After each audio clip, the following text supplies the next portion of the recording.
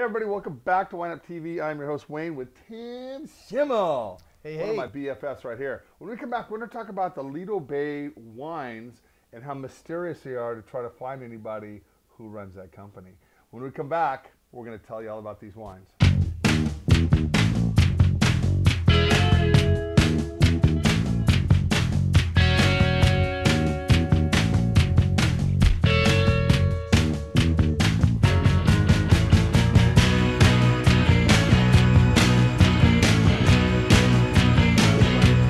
All right, so I reached out to these guys.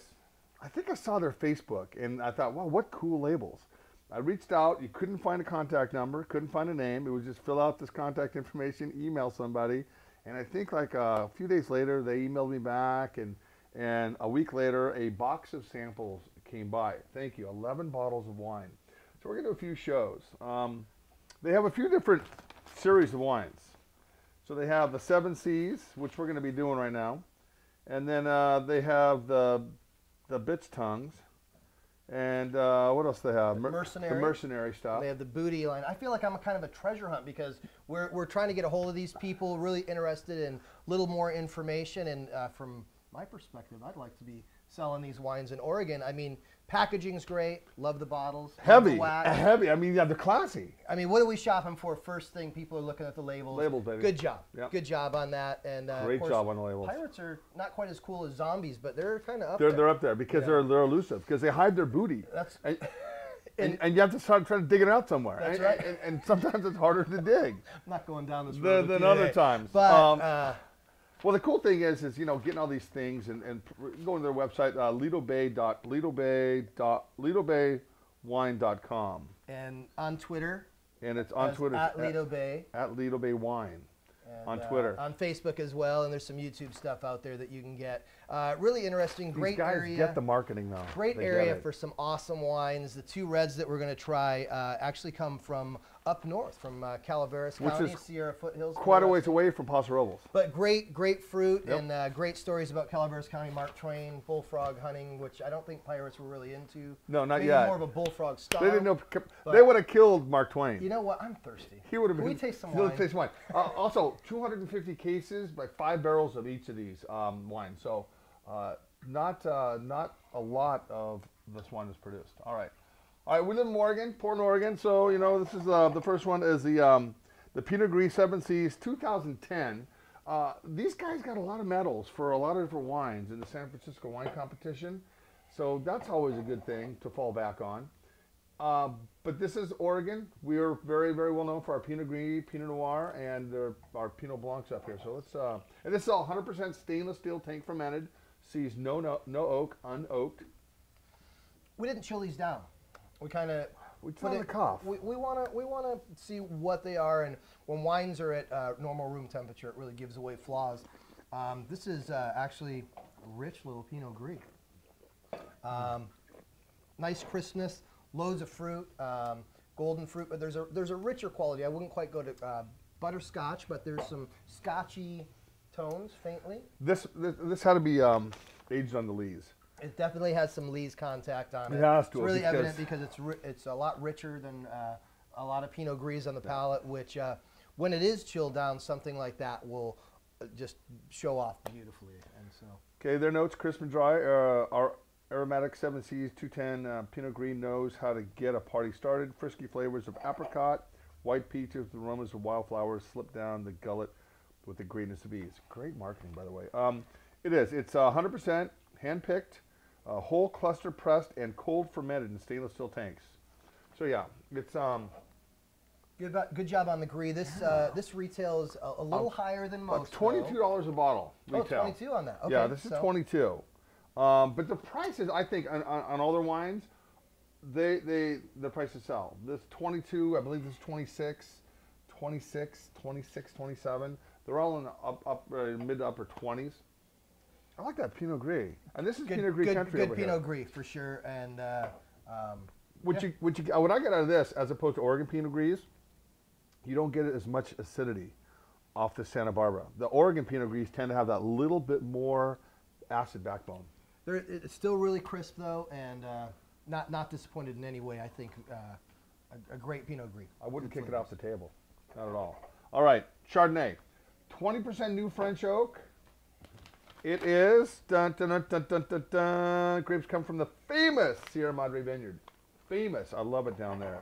In the Santa Maria Valley of Santa Barbara County. If you guys have never been to Santa Barbara, shame on you. It's awesome down there.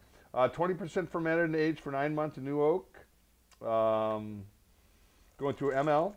And the balance of stainless steel tanks and no ML. The end results in fresh style with full body that appeals to a broad range of palates. It's pretty delicious. Got a little bit of spice that comes in on the end. The barrel's well balanced. And that mention of malolactic, what is that? If a wine goes through mallow, it gets more of a creamier texture to it. This definitely has that, but some great flavors, a little bit of waxy quality to it, which this is not your normal Chardonnay. No, this is a warm weather Chardonnay. It's not over the top. If you like oak, heavily oaked, this is about a half or more there. This has got some oak on it. You won't be disappointed, but it's not over the top, which I appreciate. Today, it's like 55 degrees, not a cloud in the sky. It is Portland, Oregon at its finest. And I think a little baked salmon with this thing, got to say anything. That's fun, and there's a lot in there to pick apart flavor-wise. It does have a little bit of spice to it. That's nice wine. All right.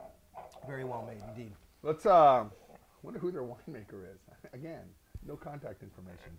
All right. So, but I'm sure Tim will definitely hunt you guys down. Next wine is the Bitch series. Why? I couldn't even ask him why. This is the Bitch Tongue Grenache. All right. So I had names, so I'm going to cheat. You know, gonna cheat? I'm calling out for a lifeline here. I guess. Okay, lifeline. You're cheating? Well, I saw names. They had a winemaker, and oh, that's right. They did, didn't they? Yep. Hold on. God, what a scribble. So off to Calaveras County here. Privateer Dave. Dave. Privateer Dave. There we go. All right. So this is the. Dave's not here. Dave's not here. This is nice. Good nose on this. And guys, again, the packaging, wax. The only one that wasn't is the Pinot Gris. Everything else is hand dipped. These wines were recommended to be decanted or rather opened in advance and let get a little bit of air. Definitely benefiting as they open from the minute we opened them up. Pretty. This is pretty lush red fruit. This is a nice Grenache. No, okay, the Grenache. Where did it? So this is Calaveras County fruit, single vineyard. Up north. This is probably 5-6 hours up north. Yep. In the quite foothills. a ways. 3,500 foot elevation. It said volcanic soils for the vineyard. So great fruit source. And Grenache is just a great alternative for a lush style red. Really giving with the fruit. Curious about the density of it.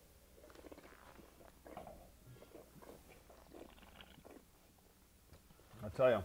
Usually when two guys are leaned over making that noise, it comes out of a bong. Pick it, pack it, fire it up, come along. I know, horrible, huh?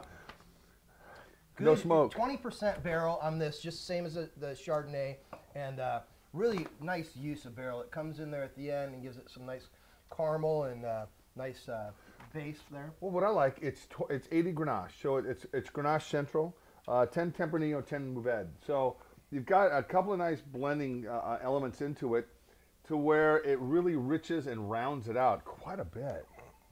But it still says 100% Grenache, so I'm not aware of the laws down there. Oh, wait. Is this the Grenache? No, here? This is the 2008 I'm looking at. My bad. So we're on 2010. Oh, yeah, you guys so got to get some updated information on this thing here. Blend might be a little different.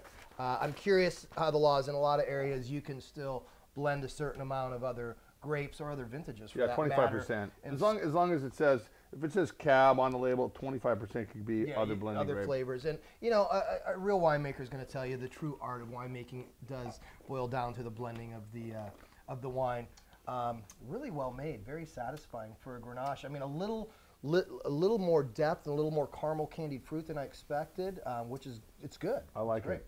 I'd carry these wines if the distributor could get them here in the Portland, Oregon market. So we'll talk. Yeah, absolutely, man. All right, let's see.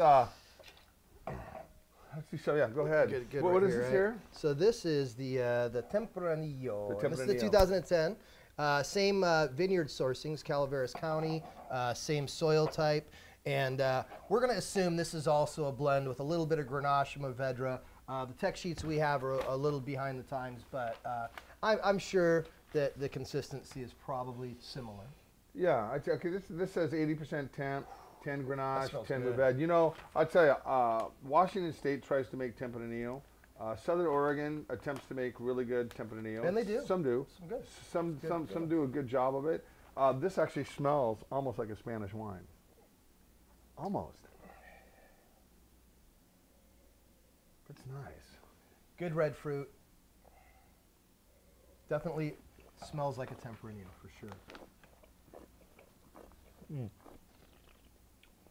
Out of all of them, this has some gripping tannins. Great. I mean, this does pair this up with a paella. All of a sudden, I want to eat Spanish food. But look at me. Do I think I need to eat any more? Dude, Enjoy. I can't help You only it. live once. I know that. Coming on, there's something seeping through. All right. So, what do you think, man? So, again, all these, I think it's $22, 26. I believe these are about in the same range. Yeah, the Tempranillo, great red fruit over the top, but there's some really nice darker fruit in the depth and some caramel tones. Right. Well made across the board and definitely appropriately priced. All right. So, they're upper tier level. They're mercenary. We're going to taste those, but I think we're going to do a little bit differently. A little patch, little hat. So we'll be back. I guess we'll be dressed to swagger swords. impress, huh? Yeah. Okay. So Yeah. is that next week? Yeah, we'll do that next week. Hey guys, you can't get these wines yet here in Portland, but if you live down in the California area, try to hunt these down. I think it'd be good to put it in a brown bag and throw it down to your friends and have them try something different. Yeah, lots of fun across the board. I think any place you take these, people are gonna thank you for it. Packaging's everything. Good stuff. All right, guys, take care. Have a great weekend, Timmy. Wayne, Dude, thanks spend some for time having with me your here. daughter, man. It's great. It's great you can stop by. All right, guys, see you later.